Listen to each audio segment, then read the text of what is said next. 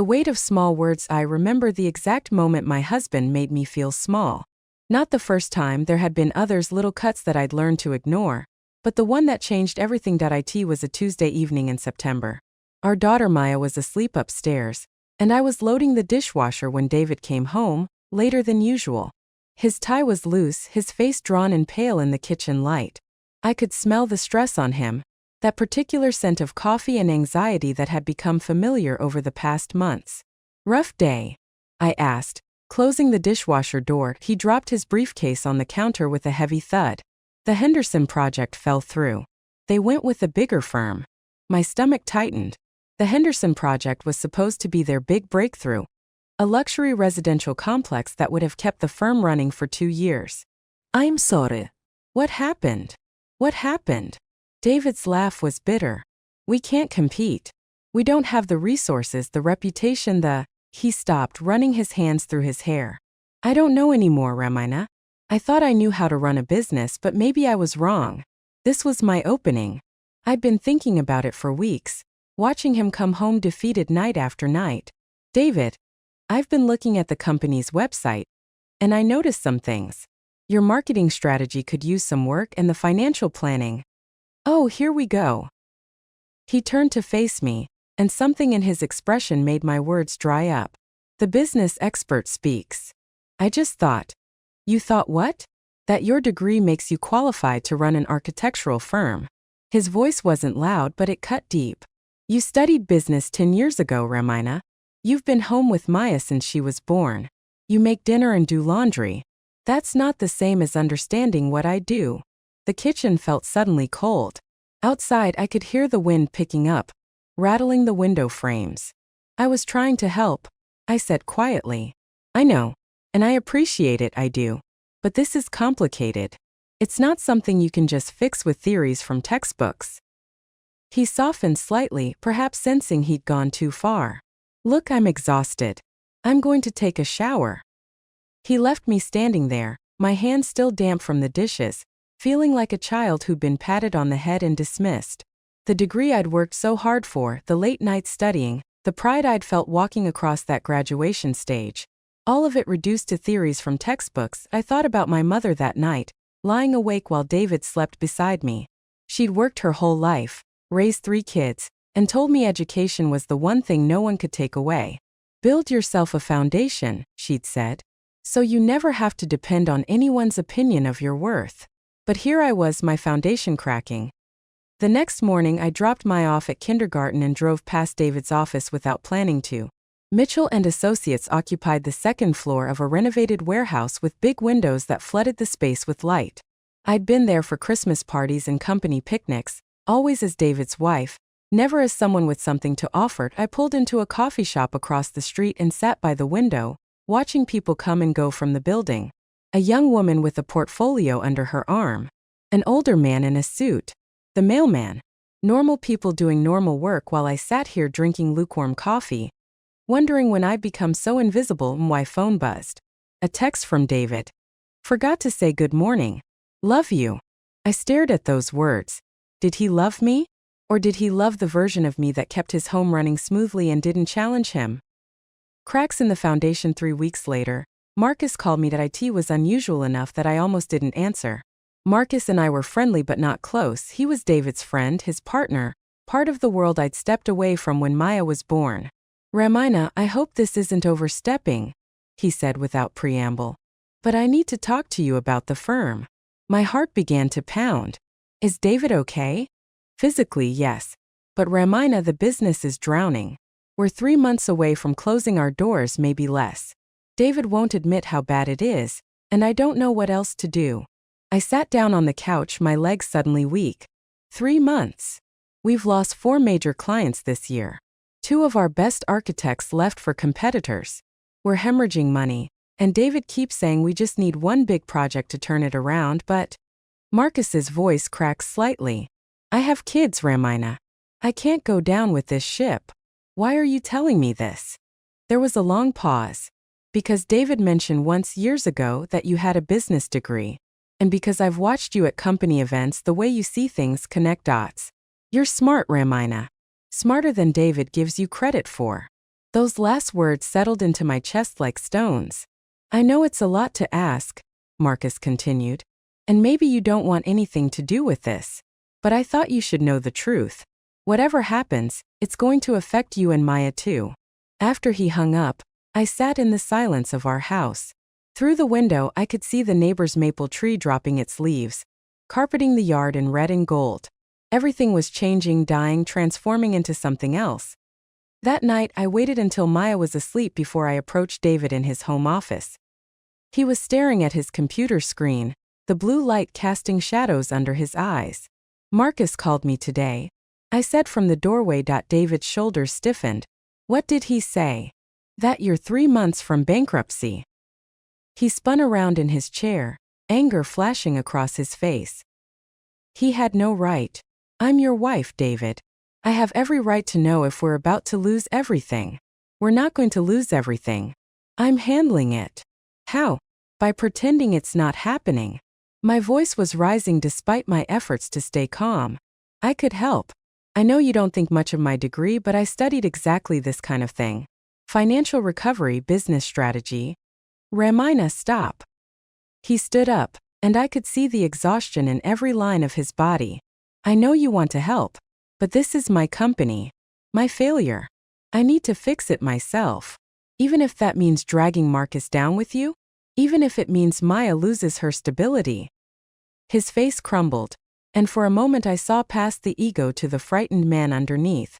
I don't know what else to do, he whispered. I've tried everything. Then let me try. The words hung between us. Outside, the rain started, a soft patter against the windows that would grow into a storm by morning. I can't pay you, David said finally. We barely have enough to make payroll as it is. I don't want your money. I want to save our life. He looked at me for a long moment, and I couldn't read his expression. Bride? Resignation? Fear? Maybe all three. 1 month, he said. You can look at the books, talk to Elena about operations. But if nothing changes in 1 month, we dissolve the partnership and cut our losses. It wasn't trust. It wasn't even really permission. But it was a crack in the door, and I would take it. The truth in the numbers. Elena Rodriguez didn't look surprised when I showed up at the office the next Monday morning. Wondered when you'd finally show up, she said, adjusting her bright purple reading glasses. Her desk was immaculate with color-coded files and a coffee mug that read, I'm not bossy, I'm the boss. David said I could look at the books. Did he now? That must have hurt his pride. She pulled out a set of files and dropped them on the desk with a heavy thud. Here's the real story. The one he's been too stubborn to face. I spent the first day just reading. Financial statements, client contracts, employee records, tax documents. The office hummed around me. Keyboards clicking, phones ringing, the coffee maker gurgling in the break room. Lisa, the young architect, nodded at me when she passed. Marcus gave me an encouraging smile. By the end of the day, my head was pounding and my heart was heavy. The problem wasn't just losing clients. It was systemic, woven into every aspect of how the company operated. They were charging too little for projects and spending too much on overhead. Their marketing was non-existent beyond word of mouth. They had no clear financial planning, no buffer for slow months, no strategy for growth. It was exactly the kind of problem I'd studied in graduate school. The kind of problem that felt insurmountable until you broke it down into pieces. Thoughts? Elena asked when everyone else had left for the day. It's bad, I admitted. But not hopeless. She raised an eyebrow. You sound sure. I am. And I was surprised to realize I meant it. Sitting here, surrounded by spreadsheets and contracts, I felt something I hadn't felt in years. Purpose. Clarity. But fixing it means making changes David won't like. Honey, David not liking something is the least of our problems. I spent that evening creating a presentation on our laptop at the kitchen table while David worked late. Maya sat beside me, coloring in her princess coloring book, occasionally asking questions about what I was doing. Mommy's helping Daddy with his work. I explained. Is Daddy's work sick? Out of the mouths of children. Yes, baby. But I'm going to make it better. Like when I had a cold and you gave me medicine. Exactly like that. 3 days later, I presented my findings to David and Marcus in the firm's conference room. The rain drummed against the windows, and the river below was gray and choppy. I'd prepared a 20-page report with specific recommendations. Cut overhead by 30%. Restructure the pricing model. Invest in digital marketing. Create a project management system. Diversify their client base. David listened with his arms crossed, his face unreadable. When I finished, Marcus was the first to speak. This is exactly what we needed. Why didn't we see this ourselves? Because you're architects, not business managers, I said simply. You're brilliant at design, but running a company requires different skills. David stood up and walked to the window, his back to us. The silence stretched uncomfortably. Some of these cuts mean letting people go, he said finally. I know. Lisa's been with us 2 years. She's talented. She is. That's why she's staying. But the 2 junior architects you hired last spring, you can't afford them. Not yet. He turned around and I saw the pain in his eyes. This business was supposed to be about creating beautiful spaces. Now it's about spreadsheets and cuts. It's about survival, I said gently. You can't create anything beautiful if the company doesn't exist. Marcus cleared his throat. David, we need to do this. You know we do. The decision took 3 more days. 3 days of tense conversations and late-night arguments. 3 days of David wrestling with his pride and his fear. But finally, reluctantly, he agreed. Rebuilding the next 6 weeks were the hardest work I'd ever done. We started with the painful stuff. Letting go of the 2 junior architects was brutal. I sat in those meetings with David and Marcus, watching young people who'd done nothing wrong lose their jobs because of decisions made before they'd arrived. But we also started building. I created a new website with help from a freelance designer, showcasing the firm's best work. I reached out to former clients, asking for testimonials and referrals. I implemented a project management software that helped track time and resources better. Elena became my right hand. She knew where everybody was buried, every client quirk, every efficiency that could be gained. Together, we restructured how the office operated. You're good at this, she told me one afternoon, reviewing a contract I'd negotiated with a new supplier. Natural leadership. David sees it too, even if he won't say so. Did he? At home, David was distant, polite but not warm. He thanked me for my work but never asked about my day. It was as if acknowledging my competence would somehow diminish his own. But at the office, things were changing. Small things at first. A new client from the website. A project that came in under budget. A glowing review from a satisfied customer. Lisa started asking me questions about business strategy during lunch breaks. Marcus began sending me on important emails. Even the employees who'd been wary at first started to relax, seeing that the ship was slowly turning around. One Thursday evening, I was alone in the office late, finalizing a proposal for a major client. The city lights twinkled below, and the rain had finally stopped, leaving everything clean and fresh. The phone rang. I almost didn't answer, but something made me pick up. Mitchell and Associates. Hi. I'm calling about the proposal you sent for the Riverside project. My heart jumped. Riverside was the biggest proposal we'd submitted since I'd started helping. A mixed-use development that would keep the firm busy for 18 months and bring in enough money to stabilize everything. Yes, how can I help you? We'd like to move forward. Your approach was exactly what we were looking for. Professional, innovative, and surprisingly cost-effective compared to your competitors. I closed my eyes, feeling tears prick at the corners. That's wonderful news. When would you like to schedule a meeting? After I hung up, I sat in the quiet office, letting the victory wash over me. This was it. The turning point. Proof that the long hours and hard decisions had mattered. I called David first. He was home with Maya. We got Riverside, I said when he answered silence. Then, are you serious? They just called. They want to move forward. I heard him exhale long and shaky. Ramina, thank you. I don't know how you did it, but thank you. It was the first time he truly acknowledged what I'd accomplished. The words were small, but they mattered. The Discovery Riverside project saved us. Within 2 weeks, we had signed contracts and deposits. The office energy shifted from desperate to hopeful. Marcus smiled more. Elena hummed while she worked. Even Lisa seemed lighter, no longer scanning job boards during her lunch break. But something was nagging at me. A detail in the financial records that didn't quite add up. It was late October when I found it.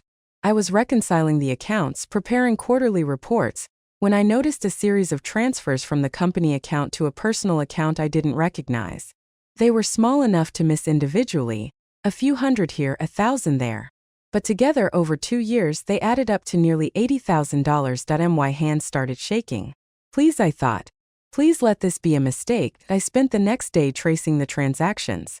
Everyone led back to the same account. And that account belonged to David. He'd been taking money from the business. Not a salary. They'd agreed to cut their salaries when things got bad. This was something else. Personal withdrawals that weren't documented, weren't explained, weren't legal. I felt sick. Betrayed. Furious. That evening, I waited until Maya was asleep before I confronted him. I laid the printouts on the kitchen table between us, my hands surprisingly steady despite the storm inside me. Tell me what these are, I said. David's face went pale.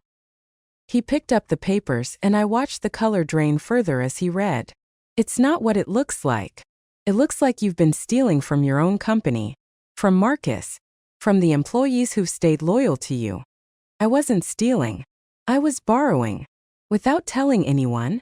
Without documentation. My voice was rising, years of quiet acceptance finally breaking. Do you know what this is called, David? This is fraud.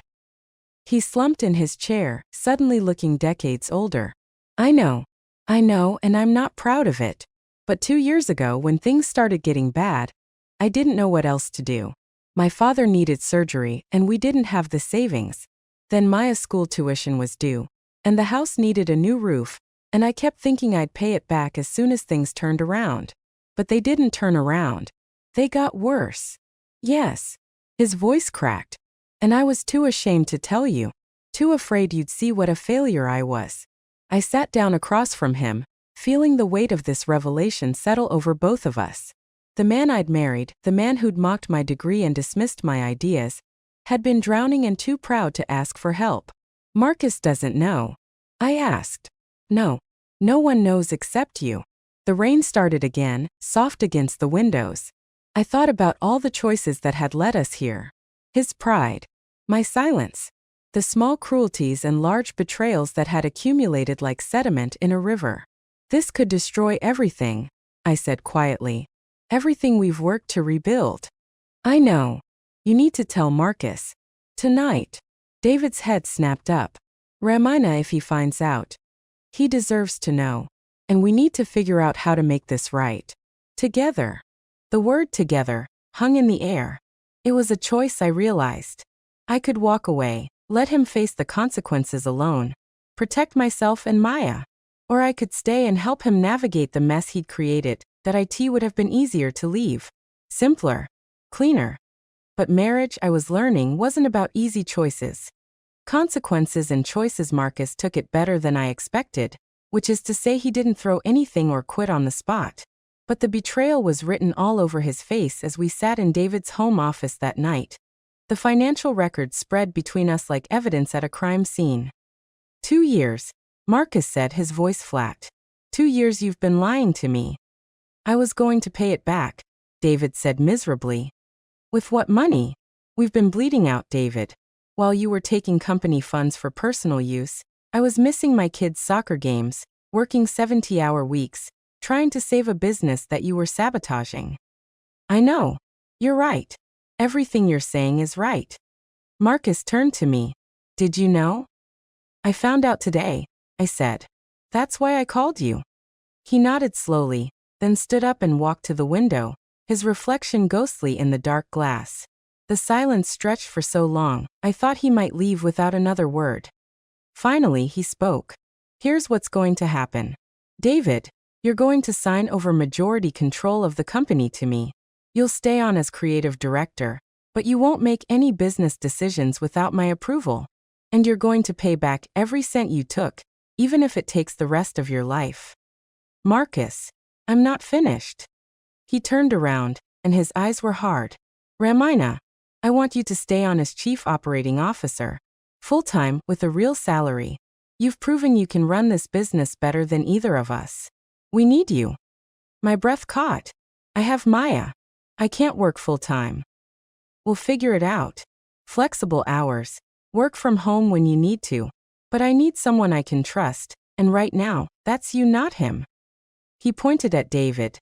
David looked at me, and I saw everything in his expression. Fear. Shame. A desperate hope that I wouldn't abandon him completely. I need to think about it, I said. Take the weekend. But Ramina. Marcus's voice softened. Thank you for not hiding this. A lot of people would have. After he left, David and I sat in the wreckage of what we'd built. You must hate me, he said finally. I don't hate you. I'm angry and hurt and disappointed, but I don't hate you. I'm sorry. For the money, for dismissing you, for all of it. You were right all along, and I was too stubborn and scared to see it. I looked at my husband, really looked at him. The gray at his temples he tried to hide. The worry lines around his eyes. The slump in his shoulders that came from carrying too much weight alone. Why did you mock my degree that night? I asked. When I tried to help. He was quiet for a long moment. Because I was terrified you'd see how badly I'd failed. How I'd taken this company and driven it into the ground. It was easier to make you feel small than to admit I needed help. The honesty was raw, painful. But it was honest. I'm not that person anymore, he continued. Or I don't want to be. I want to be someone worthy of you. Of Maya. But I understand if it's too late. I thought about my mother again, about foundations and worth. About the degree that hung on the wall in our bedroom. That David had made me feel foolish for earning. About the woman I'd been before marriage and motherhood, and the woman I was becoming now. It's not too late, I said finally. But things have to change. Really change. They will. I promise. And I'm taking Marcus's offer. Maya and I, we need security. We need to know that I can support us if I have to. The words hurt him, I could see it. But he nodded. You should. You're brilliant at this. I should have seen it sooner. The path forward. I accepted Marcus's offer that Monday. Elena cheered so loudly that everyone in the office came running. Lisa hugged me. Even the contractors working on the Riverside project congratulated me. About time, Elena said, adjusting the nameplate she'd already had made for my new office. Chief Operating Officer. The words looked strange and wonderful. David and I had agreed to start marriage counseling. It was awkward and painful, sitting in a therapist's office talking about resentment and pride and all the ways we'd hurt each other. But it was also necessary. We were rebuilding, and this time, we were going to build on truth instead of assumptions. At the office, David stepped back from business operations, focusing on what he did best, design. I watched him come alive when he was working on architectural plans, free from the stress of financial decisions. Marcus and I managed the business side, and gradually, we developed a rhythm. The Riverside project launched in November. It was a cold, gray morning when we broke ground, but the energy was electric. I stood beside David and Marcus as the photographer took pictures, and for the first time in years, I felt like I belonged there. Not as someone's wife, but as myself. Maya asked me one night if I liked my new job. I love it, I told her honestly. It makes me feel like myself again. Were you lost before? Children see everything, don't they? A little bit, I admitted, but I found my way back. She thought about this seriously, then nodded. Like in my fairy tale book, the princess has to go on a journey to remember she's brave. Exactly like that. By December, the company was stable. Not just surviving, but actually growing. We'd hired back one of the architects we'd let go and brought on 2 new administrative staff. The Riverside project was ahead of schedule and under budget. One evening, David found me working late in my office. The city below was strung with Christmas lights, and snow was starting to fall, rare for Portland. Can we talk? He asked from the doorway. Always. He came in and sat across from my desk. I've been thinking a lot about that night. When you tried to help and I shut you down. David, we've talked about this in therapy. I know. But I need you to understand something. When I mocked your degree, it wasn't really about you. It was about me. I was looking at everything I'd built falling apart, and you saw the solution so clearly. Terrified me. Because if you could see how to fix it, that meant I should have been able to see it too. And I couldn't. Or wouldn't. You were scared. I was. But that's not an excuse. I made you feel worthless because I felt worthless. And I'm sorrier for that than I know how to say. Outside, the snow was falling faster, muffling the city sounds. I forgive you, I said. And I meant it. Not because everything was fixed or perfect, but because holding on to anger was like carrying stones. It only made the journey harder. But David, I need you to hear this. I'm not who I was before. I'm not going to shrink myself anymore to make you comfortable. I don't want you to. I love who you are. Who you've always been. I just couldn't see it before. He pulled something from his pocket. A small wrapped box. It's not Christmas yet, I said, surprised. I know. But I wanted to give you this now. He pushed it across the desk. Open it. Inside was a pendant, simple and elegant. A small compass in silver. So you always know you can find your way, he said quietly. Even when everything else is lost. You don't need me to validate your worth, Ramina. But I want you to know that I see you now. Really see you. I held the compass, feeling its weight in my palm. It was just a symbol, just a piece of jewelry. But it meant something deeper. Acknowledgement, respect, the recognition of a journey taken. Thank you, I whispered. That Christmas we hosted the company party at our house. Maya ran around with Marcus's boys, high on cookies and excitement. Lisa chatted with Elena about a new project. The house was full of warmth and laughter and the promise of things getting better. I stood in my kitchen, the same kitchen where David had dismissed me months ago, and watched the people who'd become not just colleagues but friends. Marcus caught my eye and raised his glass in a silent toast. David was showing Lisa some design sketches, animated and happy in a way I hadn't seen in years. Penny for your thoughts. Elena appeared beside me, holding a glass of wine. Just thinking about how much has changed. You changed it. Don't forget that. We all did. Honey, take the credit. You earned it. She clinked her glass against mine. To Ramina, who saved our asses and looked good doing it. I laughed, really laughed, feeling lighter than I had in years. Full circle 6 months later, I stood in front of a conference room full of business students at my old university. The professor who'd invited me to speak, one of my former teachers, smiled encouragingly from the back row. Business degrees are practical, I told them. You'll learn about balance sheets and market analysis and strategic planning. These skills matter. But what I want to talk about today is something else. Something they don't really teach in textbooks. I clicked to the next slide, showing a photo of Mitchell & Associates' office. I want to talk about the moment when you have to choose whether to use your knowledge or bury it. When someone tells you that your education doesn't matter, that your ideas aren't worth hearing. In that moment you have two choices. You can believe them and make yourself smaller. Or you can prove them wrong. I told them about David's dismissal, about discovering the company's problems, about the long nights of rebuilding. But I also told them about the personal cost, the marriage that nearly broke, the pride that had to be swallowed, the fear of failure. It would have been easier to stay quiet, I said. To let the business fail and say it wasn't my responsibility. But I realized something important. Your degree doesn't define your worth, you do. And sometimes, using your knowledge is an act of courage. After the talk, students came up with questions. One young woman with nervous hands and hopeful eyes asked, "What if you use your degree and still fail? What if you're not good enough?" I thought about that question carefully before answering. Then you fail, I said simply. But at least you fail knowing you tried. That you didn't let fear or someone else's doubt stop you. The real failure is never using what you've learned.